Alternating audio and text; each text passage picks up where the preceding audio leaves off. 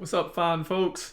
Look, it's your boy L to the B, and I wanted to say a great update, but I don't know if it's a great update or not.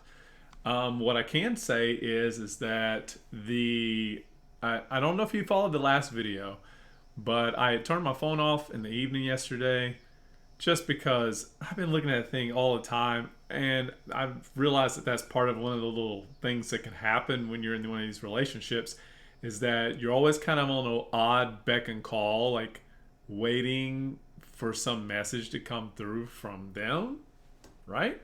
Uh, you kind of postpone all of your type of plans and activities, just waiting to see if something would happen with them. They leave you kind of around. They're just not mature, and that's okay. But and like I say, that's okay. Not okay in the sense that somebody's respect has to be trampled over. I'm saying that's okay that I just don't care. Like, it's moved on. It's by me. But when I turn my phone on, no surprise, which is what I've already indicated in the last few videos. Probably my real saddened one was that she sent me the bon voyage, the goodbye. I want to break up. Now, again, I understand. I've been with her since October of last year. So this has been going for close to about a year, a couple months, right? Away from that. But it doesn't matter. I have learned tremendous amounts of lessons. I've gained knowledge, wisdom, what my experience was. How do I want to navigate these types of things in the future? I mean, honestly, I wasn't the one that put us in a relationship. Never asked for it. She gladly put us in that. And the only reason I could see that happening was just, I already saw it from the beginning, was like a kind of like a power move just to maintain control. Like, oh, I can't let this person, I've got my meat. Now you all back off. And when I'm done, throw it away. I'm going to make some cute videos about this, just sharing some of the aspects of what we're all going through. And all it is preaching to the choir. If you're an empath, you're what this video is indicating, a super empath, you will totally understand exactly kind of what we're all dealing with here. So let me see if I can move this over a little bit more. Maybe. Yeah, there we go. And bring it up a little bit, just so we can see the whole video from when we're watching it. But I've been coming across this. I've been coming across a lot of people's content because this is one of the ways you can get better with your self-care. And that's what I've been doing. I've been trying to get through my self-care, especially after seeing it today, knowing that it came out yesterday. So I didn't look at it, and it's so effed up, right? Like, when I looked at when the message came out, it was like 10:30-ish at night. I was asleep. I was gone. I was already gone around. No. I was awake, but I didn't see the message, of course.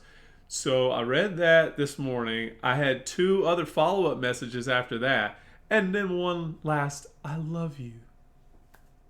Like, people, if you were to thrash somebody or to get away from somebody, or you say, "Look, I just can't go any further with this relationship.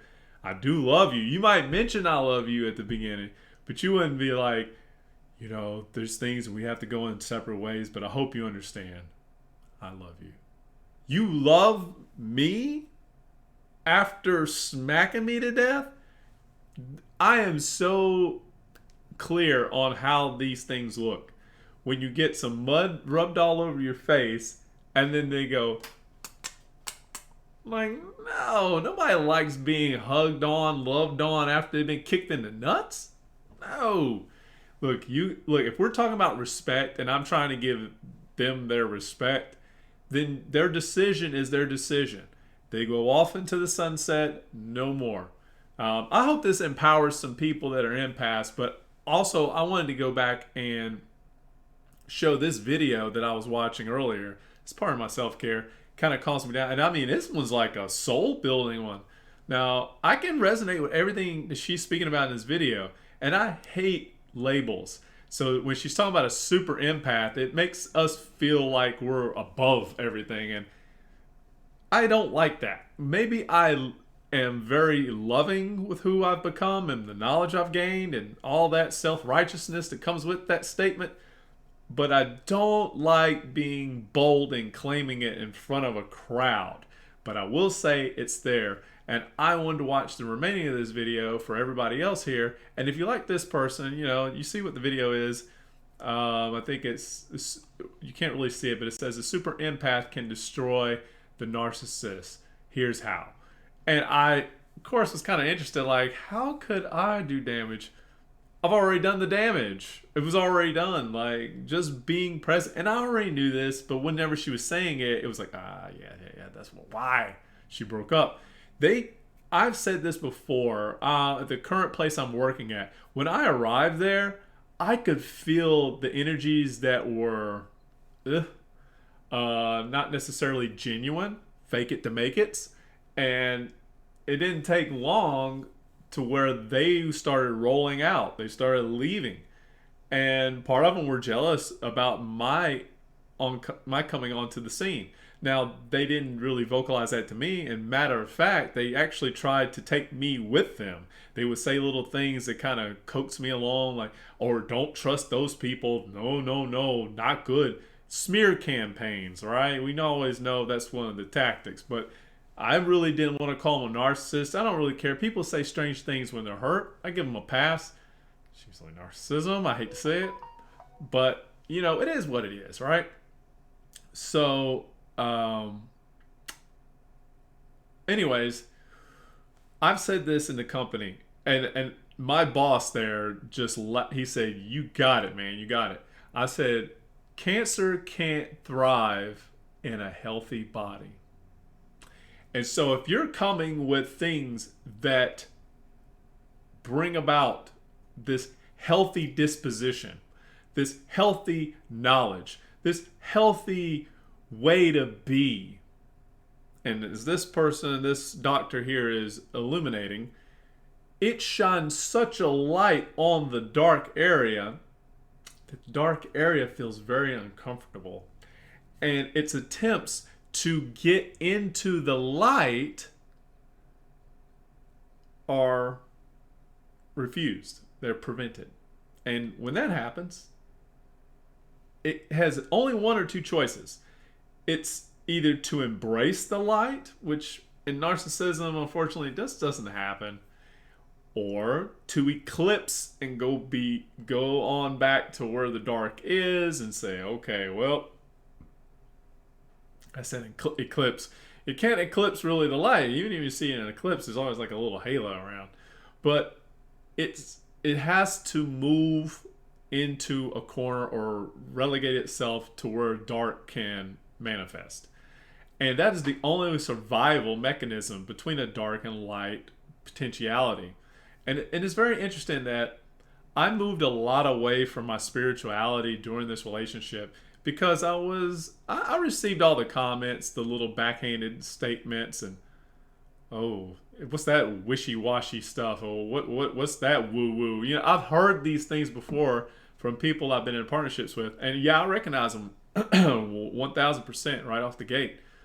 But I hold my sovereignty, and it's nothing that should be intimidating or to the other person if they're whole. So a lot of times people don't have that wholeness. That's okay. We're all on paths here, right? And so I'm forgiving of that. But for them, it's like, I can't make this person uncool.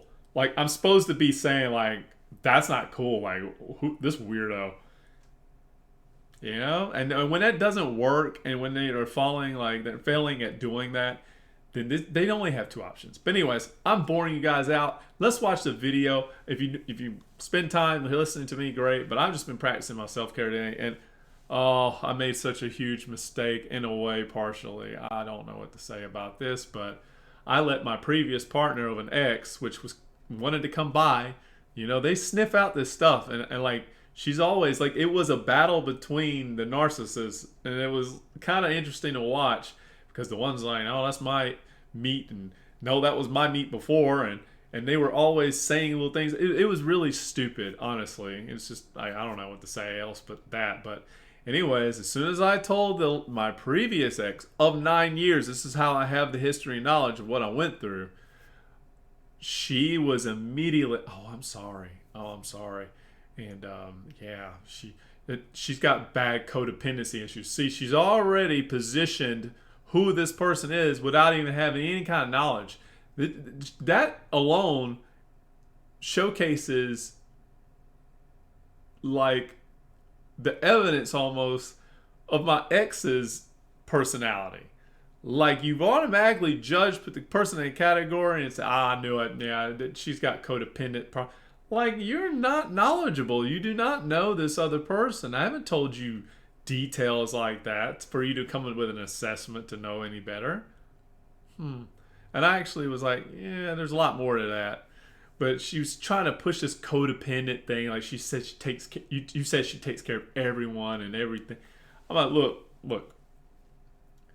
Most of the codependents, and maybe I get this wrong, but I know I was in the driver's seat of a codependency situation. They're usually empaths, and to a half extent, excuse me in saying that, but to a halfway point, they embody somewhat of narcissism. This is my opinion because when I was in that driver's seat, people that are constantly doing and pleasing, which I have sometimes pleasing seeking behavior, that is also a little form of control, especially if you're disappointed with somebody's response from it.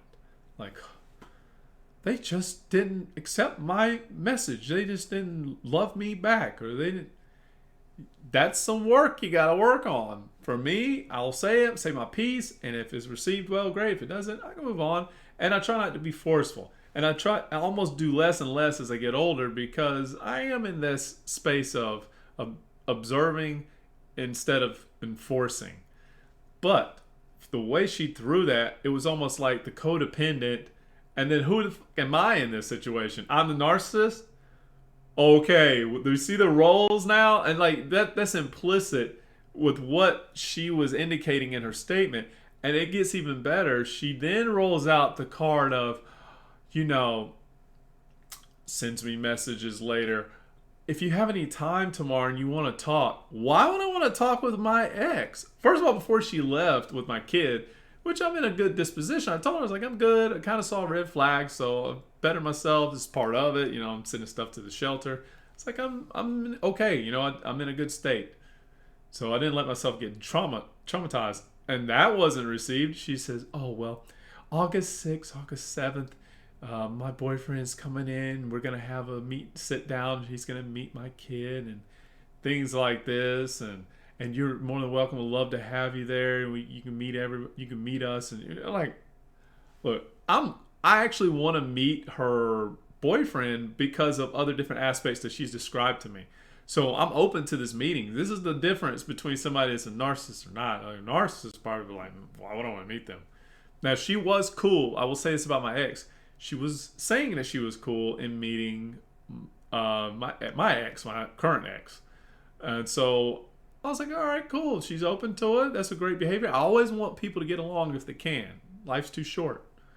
And it was my ex, the second ex, that was like, no, that's weird. That's strange. And you put me very uncomfortable. Put her in this weird vibe state. Like, that's not what people do. Look, there's some mental stuff that she's got to get around. Inadequacies, insecurities.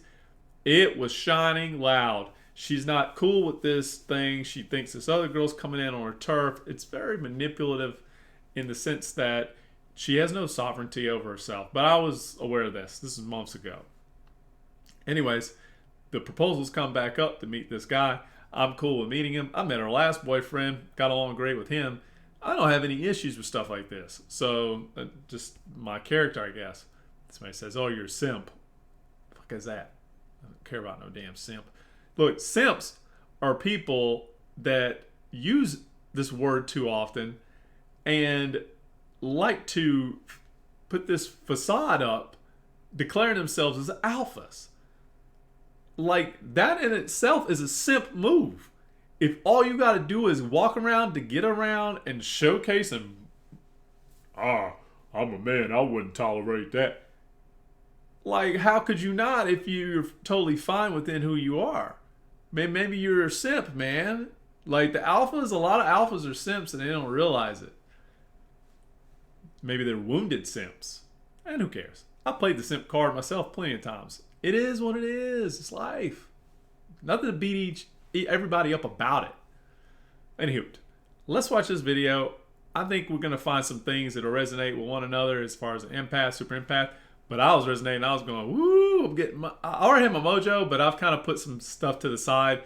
Just part of the self-care because it's important, especially after this. Spiritual text, A Course in Miracles, that speaks to this.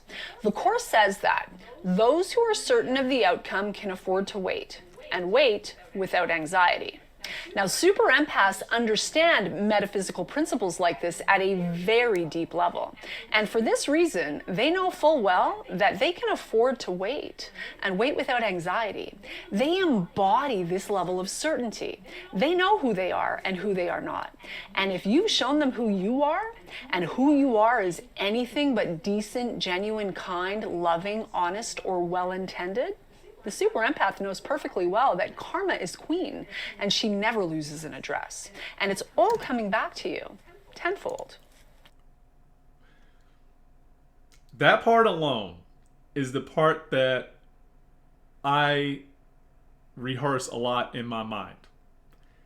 That the karma the narcissist will get, it's coming, it's coming. I don't care about that aspect. I do know it very well. It does come back to bite. And I just don't like to feed the energy. I think today when I did part of my meditation stuff to kind of get over it, the energy was like, and so what do you wish upon her? What do you want to send as a... I said, only what she deserves. Nothing more, nothing less. That's it. I get what I get deserved. Like if I'm a butthole or whatever in public, I'll get it feedback later some other kind of way. It happens. So I only want what's fair for her. And we'll leave it at that. Count on it. All the super empath has to do is focus on living his or her best life, fulfilling her or his soul mission and purpose, and let the universe do the rest. Yeah, there you go. Again, the super empath knows this to their core, and they can afford to wait without anxiety. Now that's confidence and clarity and power. Are you starting to see why the super empath is so problematic for the destructive narcissist and their enabling entourage? Although they are all about love, service, and fairness, they are no fools. They are masters of giving you enough rope to let you hang yourself. That part right there. I haven't seen this part of the video, of course. I'm just sharing this, so we're catching this in live. We give you just enough rope to hang yourself. I did that the entire relationship from October on. You haven't seen the earlier parts of this video because it's a longer video. And they say we're very aware of everything. We keep the details. We remember stuff. And somebody might say, well, gosh, isn't that mentally exhausting? No, not really. Because we have that compartmentalized amongst all the other stuff that we have to cycle and drive with. Remember, I'm a father. I'm a single dad. So I have to keep up with my daughter's profile. And if I meet somebody else and who they are, and I'm keeping that level of profile on these levels of stuff. And if somebody goes, gosh, it has to be mentally exhausting. It really isn't. I think it's something that you develop into, you roll with, and you create a fluidity with the experiences that you keep having with other people. That seems to be the experience I'm having, so that it is not overwhelming. And if it does become too much, where I've juggled too much, and I give myself passes. If I don't remember somebody's name of someone I met, because I met too many people, oh my God, I will apologize. Say, please, what is your name, man? If I ask 1,000 times, please forgive me. I meet a lot of folks, and I'm in this bad state of forgetting. It doesn't mean I don't love and care for you or think you're valuable, but I do forget names. And then most people are nice and they'll tell you. They ain't gonna think you're an asshole. And even if they do, they ain't gonna tell you to your face at that point. But it's really just about life. You're gonna have a lot of information. And so one of the things, I know I'm digressing a little bit, but leaving the rope out far enough for you to hang yourself, like, yeah, I did that the entire time. Like, okay, you said you're going to be here at this time. All right, let's see if you show up. Oh, you cancel plans. One of the first things I remember about this second ex that I was in with this relationship was what she said about her daughter. I think she's halfway envious of her daughter, and she's even mentioned it to other people. She's like, "Yeah, I'm so envious of her. She's so great. She's so cute, so precious, so beautiful. All this kind of stuff. Boost, boost, boost, boost. Right? Ugh. You know, I got an amazing kid too, but I do not want to be that kind of. Is she just the best? She's so lovely. Ooh, that's not. I don't think that's healthy. I don't think that's healthy, especially for the kid. Kid looks at you strange. My kid is very wise, and she looks at her mama already strange. So, anyways, she put her daughter up there, but then she says, "But they're flaky." There's a dig. There's a little bit of toxicity. I didn't realize, I did realize it at the time, and that's why I got it as a memory chunk here. But again, I was giving enough rope to hang herself. Like, huh. So you must be so on point that you've noticed your daughter do it to you, but you never do it to other people. And so she made herself kind of in that position like she is accountable to dates and stuff and times. I could tell you she canceled so many damn times that she had to admit to it at some point that she did it to her whole family. That she's like, I have to be honest, honey, like, I do this to our mutual friends as well all the time. They cancel, they say some things, and I do this to other people. Like, she had to come clean. And so here's the thing. As her as a narcissist, trying to showcase this fake person who's like the cool kid in all of society, or the responsible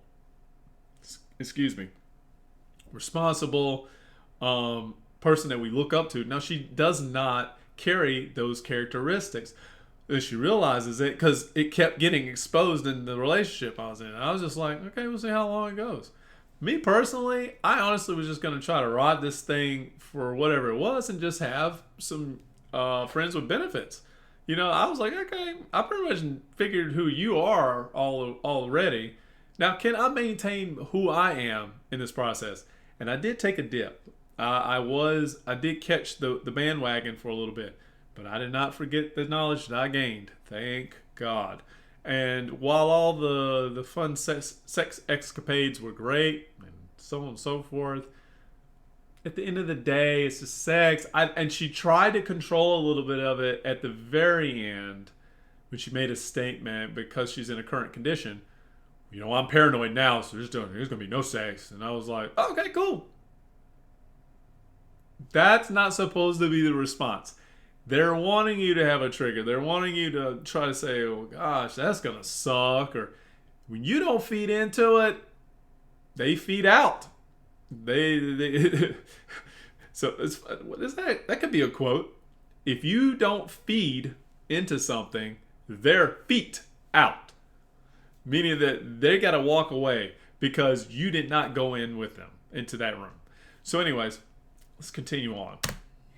The typical narcissist is completely outmatched when faced with a super empath, and they know it, which is why they are so easily thrown off balance and inevitably crumble when trying to take on a super empath. She always said how she was envious of me. She said it over and over.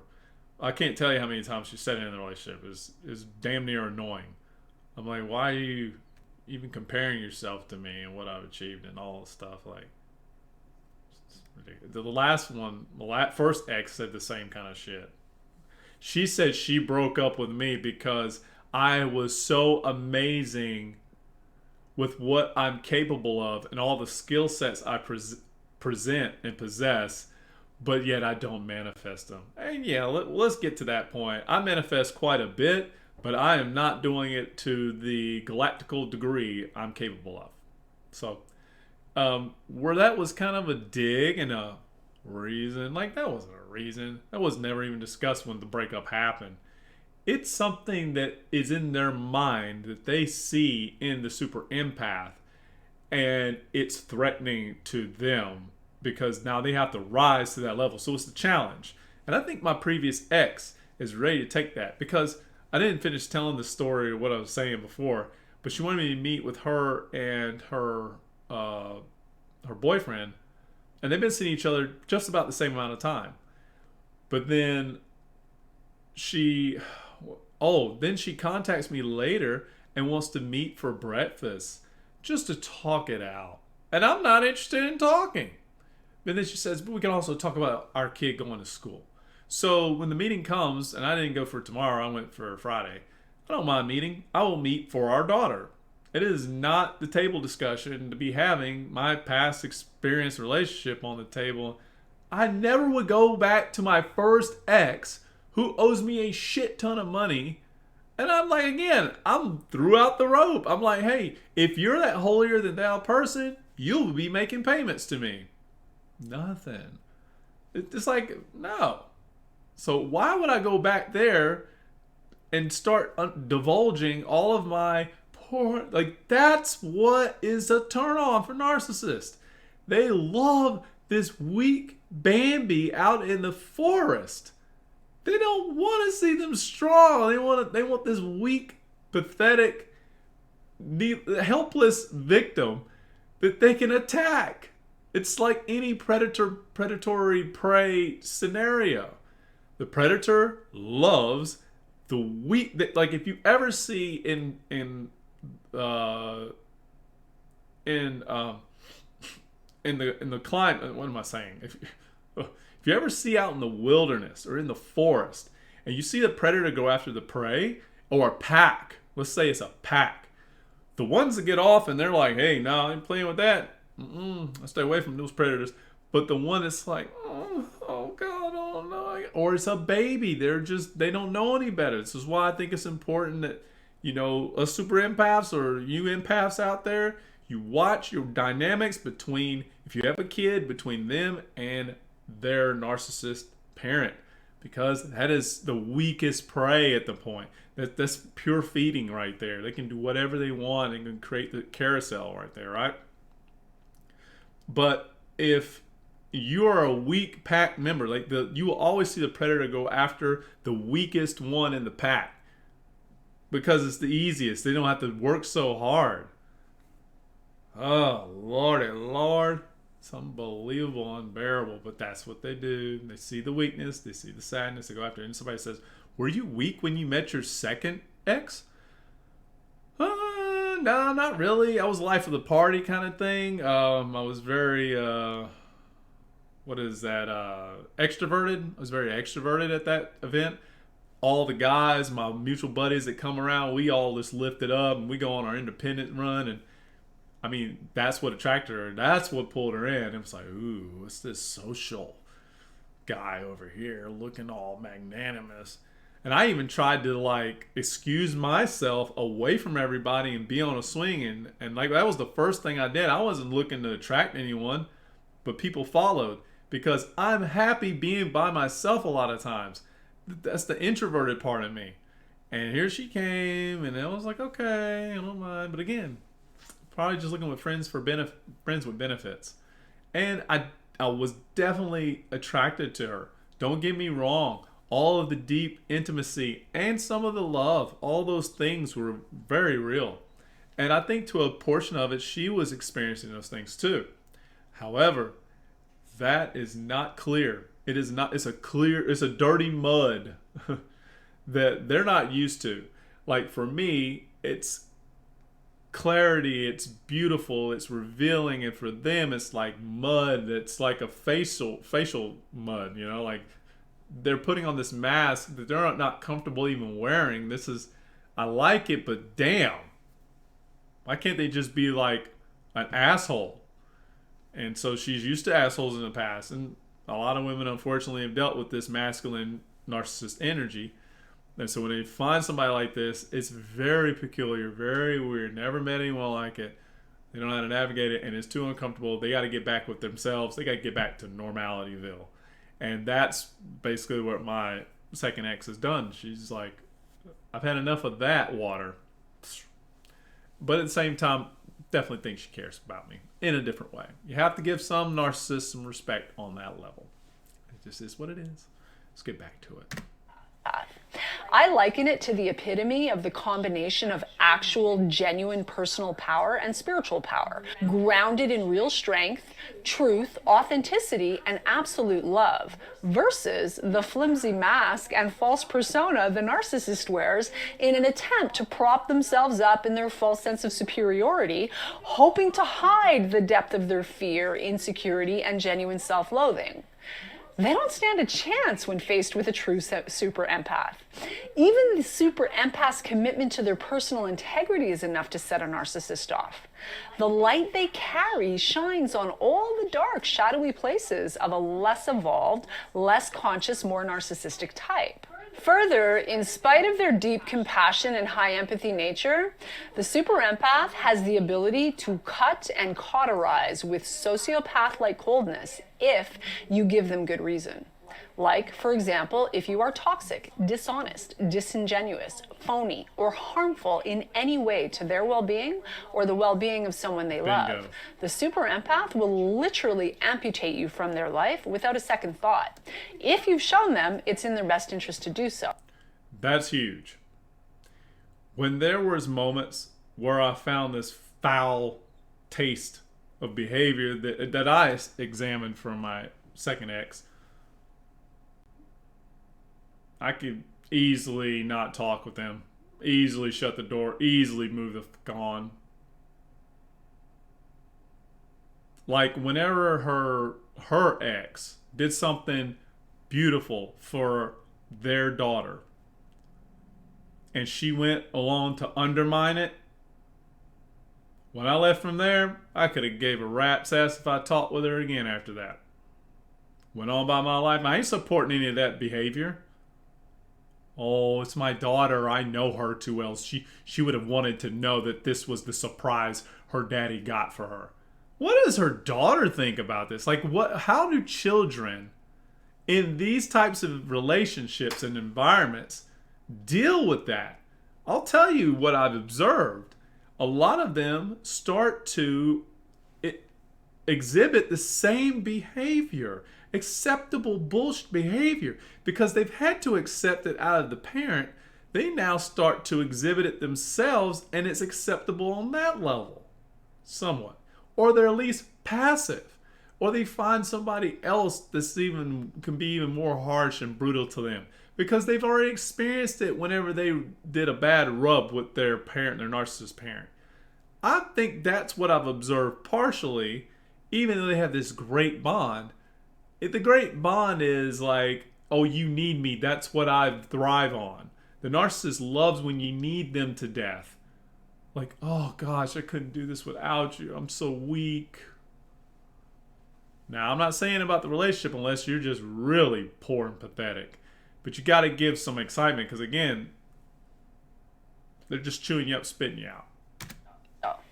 They don't take on the narcissist projections, and thus the narcissist is left to carry their own cross, so to speak, the burden of their disowned shadow self without the benefit of being able to dump it onto the super empath for relief. In short, super empaths are fearless, brave, courageous, faithful, and incredibly strong survivors who shine bright. And the narcissist's darkness and toxicity are not only fully triggered by all of this high-vibing bright light, but it is also no match for the good light, the love, the gold the super empath carries. Zero contest. And that the narcissist resents, of course. When a narcissist enters the realm of a super empath, they get more than they bargained for. Instead of a yummy target, easy to manipulate, blame and shame and work to destroy, the narcissist soon learns the extent to which they are fully powerless over a super empath. And the narcissist is then left to deal with themselves and all the messes they've created. That's what she's going to be Game going over. through. My friends, I hope you got some value out of this today. If you liked what you heard, be sure to drop a like and a comment. Let me know what your biggest takeaway was. And if you're new to my channel, a very special welcome. Be sure to subscribe and hit that bell to be notified when I post new videos throughout the week. And again, if you'd like to learn more about the possibility of working with me. All right, so there's the Sammy Davis wrap up there. Yeah, you get it. Super empaths, shine light. The dark doesn't light it and eliminates all of their shit. They have to deal with their own stuff. That is the thing when she discussed karma. That is what I think about with karma. That she has to live with a lot of foolish. It's the foolishness that she made herself become and appear. You're gonna say you don't know if you can see having yourself with a life with somebody else because of their kid, but you know for what, over a year almost, that they had one, knew it prior to that, and then you're still weighing it out. Like, if I got a bad kid, I got a bad kid. You tell me about it, you talk to me about it, fine, whatever. I wasn't bringing her around her that often anyways, because I wasn't sure about the nature of the connection, how that was going to be genuine or not. So that has to be the hat to hang on. However, what you did in the process in setting up all of these little traps, they all are closing. They're going to be closing on her left and right. She set up a trap for me to go to this wedding for her daughter. She brought me to all the events and venues that ever could be possibly entertained with the family. They're all I'm looking at them and they're looking at me, and I'm already assessing that this ain't the first rodeo. I'm the other horse. Hello, everybody. I already had it pictured out. I already knew what was going on, and I think they knew too. And it's gonna make her look completely foolish. That now she's gonna have to explain to everyone what she's made a decision on. And then how have I responded? Well, is that the right thing to do? Don't you mean whatever it's gonna be? She's already labeled it as I'm not an issue, or nothing happened, or nothing could be bad. Again, if she tries to paint it any kind of sideways, I think it ain't going to be received well from the public. It happened to my first ex the same way.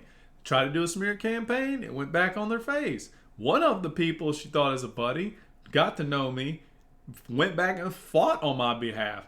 Told her to shut up. You don't know him. He is a good man. Stopped. It all stopped. And then she tried to step back and say like she didn't do that. Now she wants to meet with me for breakfast. You see how this stuff is, guys and gals. So now she's going to have to explain to all the cohorts and our mutual friends, I couldn't see myself being with him because of his kid. That's effed up. That's effed up. That was your only holdback? Did you try to talk with him? Did you try to work with him? No. Ooh. And you led him on in all these other ways? Why did you invite him out?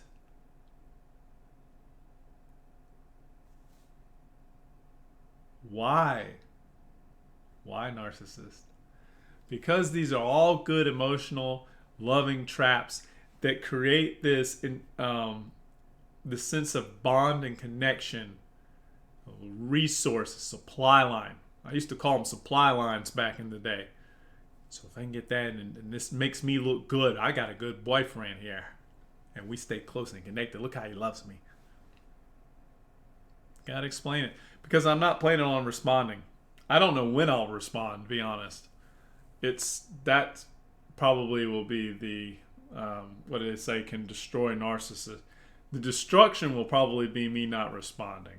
And I've got to get together her key to her house and mail it to her. Yeah. Somebody says, damn, that's brutal. But, well, you don't want to hold on to stuff. You don't want to give it another reason for them to reach back out to you. Like, hey, you got my house key. Can we just, get together and send the mail? That's it, y'all. Okay. Peace out.